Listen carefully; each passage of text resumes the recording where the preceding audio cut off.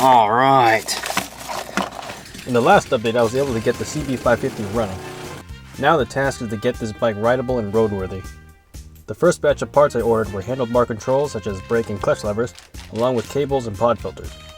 Throughout this whole assembly process, I also went ahead and worked on the complete wiring harness on the bike, which was an extremely tedious process. I'll probably go more in depth into the wiring of the bike in a separate video. Originally, this video was planned to be released about 3 months ago, shortly after the first start video. But with the obstacles of life, this project quickly got put aside. It made me think about how many other projects out there get lost with the passage of time. It's interesting to see how my attention shifts as time goes on. Cars, bikes, work, friends. So many different things to put energy into, but only so much energy. One way to deal with this is with brute force, taking everything on. While I found success with this in short bursts, I find it's not very sustainable. Slowly something begins to give out, whether it be physically or mentally. My next batch of parts would help finally get this thing standing on its own legs. Alright, let's see what we're working with this time. I cheated a little bit, I opened up this one already. So we have LED turn signals.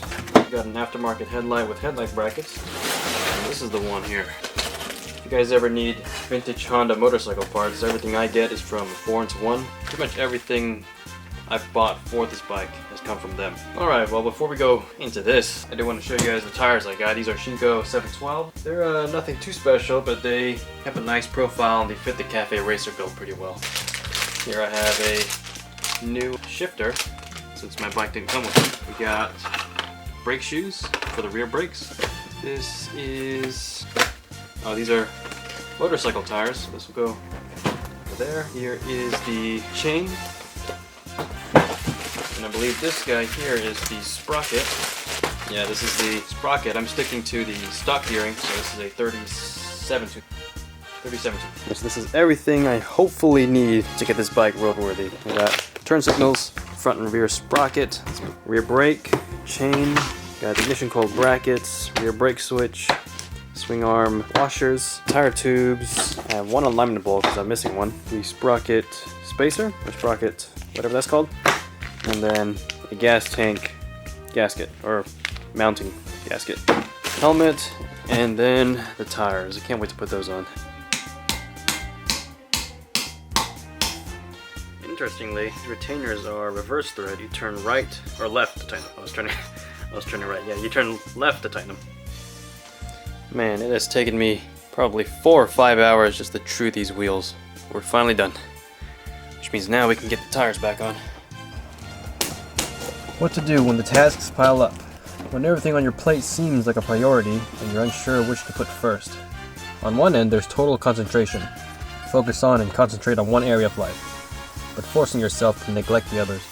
On the other end is to spread out your task management, dividing up your energy to take care of everything that you can, as much as you can, thinning yourself out. I can't give you a correct answer or correct way of doing things because correct is completely subjective to the individual. But one piece of advice I can give is to try both extremes. Once you understand your limitations on both sides, you can then begin to fine-tune it into what feels best for you. So when life gets in the way of what you want and what you need, you'll understand what you can handle. Alright, next part is the rear brakes. These are in pretty bad condition. Actually, one of the shoes actually fell off. Yeah, these are definitely not usable.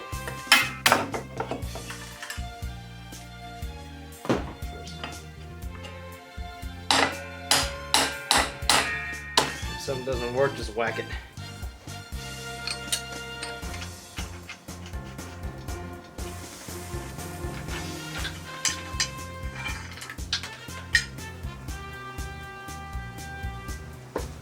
Alright, we are back at it again. This time we are going to build our battery box. We're going to house a very small anti-gravity battery. We're going to put the regulator rectifier and the fuse box under the seat. First we got to trace out the size, cut it up to the right dimension, and then I have 16 gauge flat steel going to cut up, shape, and then mount right under the seat here. What we got going on today? Sexy ass battery box. We just need some shaving here and there. Pretty nice. Y'all seen it all. This is what we're using to hold the paper. Look how low it comes down. I want it to be more hidden. I want it to be more fucking hidden. The first step was confirming that the engine ran. The second was assembling all of the controls. And last is finishing up all of the essential wiring.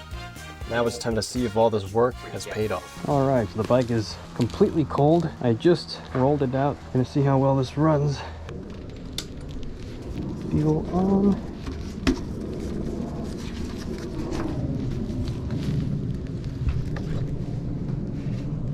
Choke.